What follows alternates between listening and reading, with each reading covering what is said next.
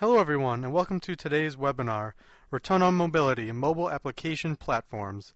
I'm John Pellin, Content Editor here at Yankee Group, and I'll be joined shortly by today's presenter, Principal Analyst Chris Marsh, who is also the leader of our Mobile Applications and Cloud practice. Here at Yankee Group, we are the preeminent research and advisory firm focused on the mobile ecosystem. Our mobile applications and cloud strategies, which is the focus of today's presentation, combines actionable written research, survey data showcasing consumer attitudes and behaviors, market forecast data, and analyst insights to help companies implement, market, and monetize successful mobile apps and cloud strategies.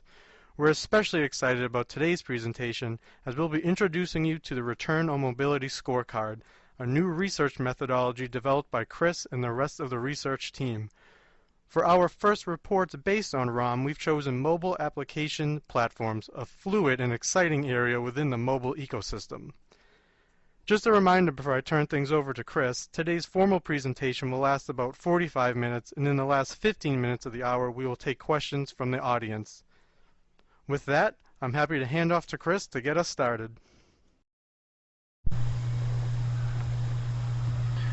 So thanks for the intro, and without further ado, essentially what we're talking about today is a new metric we're calling Return on Mobility, or ROM for shorthand, which in one form or another we've been writing about across Yankee Group's research themes for a number of months now. Essentially the metric is a measure of the degree to which vendors and service providers are set up to give a positive ROI to adopting companies. So this metric can be applied to different market segments. In this webinar we're going to be applying it to the segment of mobile application platforms. So the kind of platforms that companies are using to develop, to deploy and to manage their mobile applications, whether they're B2B, B2E, B2C. We think this is really the kind of perfect segment to apply this ROM methodology to, because as we'll come to see in some of the subsequent slides in the webinar, it's a market experiencing real innovation, but an absolutely huge amount of flux, and it's this kind of situation of flux that we see so much of across the enterprise mobility landscape, that companies need a new way of appraising how to make the right kind of technology investments. And there's a couple of really interesting, and I think a couple of really valuable things about the methodology we've used that helps companies do that. So firstly, we went out and actually independently sourced and surveyed customers of the 10 vendors we evaluate, which you'll see in the scorecard. So it's based on real world enterprise customer feedback. It wasn't the vendors themselves supplying customer lists, it's not vendors' own self-evaluation, this is independent data from their customers themselves.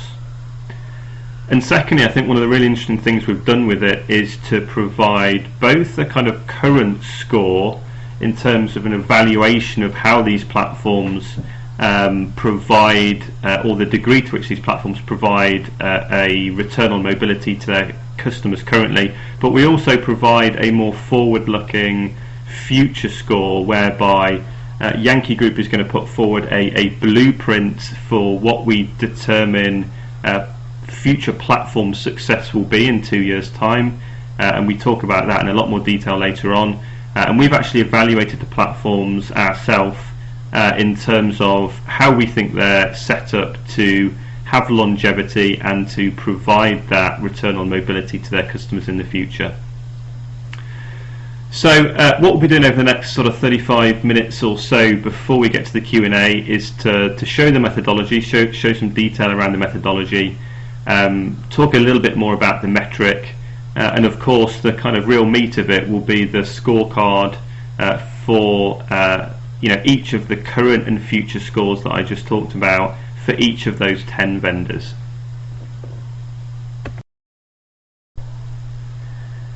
So before we look at the actual scores, I think we kind of need to explain why this is such an important market to apply this scorecard method to in the first place. The kind of basic answer to that is that enterprise mobile applications stand to be hugely transformative to how businesses organise themselves, how they engage their users, and ultimately how they make money. And the platforms they use to develop and manage these applications stand to become hugely strategic. So, kind of how far or near are we to mobility being transformative is probably the question we need to ask first of all, just to set the context for the subsequent evaluations of the vendors. Well, still by far the majority of companies are in this kind of opportunistic phase that you can see on the left-hand column of this chart. So, what does that mean? It kind of means deploying siloed applications to specific subsets of, traditionally dedicatedly mobile or remote workers like the sales or the field force. Maybe companies have a kind of early customer-facing application. Maybe they've iterated that to a second generation. But certainly mobile projects are more user than policy-led. There's limited extendability in the architecture supporting those application projects. And generally we're talking about fairly low levels of business model innovation. I think we are, though, on the precipice of companies having the will, the resources, the available technologies and the vision to become more strategic, so to kind of transition into the middle column that we're showing here in the chart. So, this is where we're beginning to see a few companies strike out. Still, though, by far a minority of companies are in this segment. Centralising oversight on mobile projects in some kind of technology centre of excellence or mobility council, looking to address larger subsets of their workers beyond those field and sales force audiences, providing more sophisticated mobile solutions to their customers, and I think really crucially beginning to think about what a common architecture for mobility might look like. And as part of that, they're beginning to look at and implement more sophisticated administration and management tools to help them do that. And then finally, and to be honest, for want of a better term, we can talk about companies becoming mobile first. Processes, being re-envisioned, recast as mobile enabled, where essentially all workers and users will be provisioned with mobile solutions. And where there'll be much more of a common integrated architecture supporting innovation. So, very few, I think, if any, companies are currently at this stage. So, what does this shift mean? Well, it kind of means more money being spent on mobile projects. It means more money being spent on mobile applications, and hence more money being invested in the kinds of platforms that we're evaluating with this return on mobility methodology, as they become more strategic in their partnerships with enterprises. So that all sounds hunky-dory, I guess. More money being spent on projects and platforms becoming strategic partners, but this shift is very much complicated in so many ways by traditional enterprise IT infrastructures, architectures, services and tools that are currently being provisioned to the business. And what we're really seeing is a very strong mismatch between what IT can offer on the one hand and I think what the business needs are on the other hand in terms of innovation, and in particular the kind of agility, flexibility and scalability that helps make that innovation happen. So, this mismatch, or this gulf, if you like, has really been opened up because of the sheer pace of change. To use some statistics from the surveys that we do in Yankee Group on a quarterly basis amongst both employees and IT decision makers, we know that 57% of all employees are using a smartphone for work currently. Just over half of all companies are increasing their budgets for mobile applications over the next year, and mobile and cloud services together constitute 4 of the top 5 technological priorities for companies. So, faced with this kind of cascading of new technologies, I think the majority of companies are finding themselves really encumbered by legacy services, legacy infrastructure, protocols, standards and thinking, which over time have accreted or amassed into a technological estate which is, fundamentally ill-suited to enabling new innovations.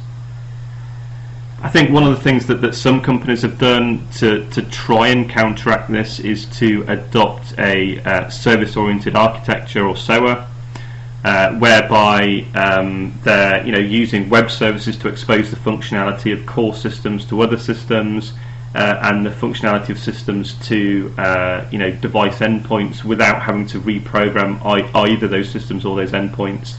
And certainly we know that SOA has provided companies with some benefits, right? So they allow business systems to talk to one another more easily in complicated transactions.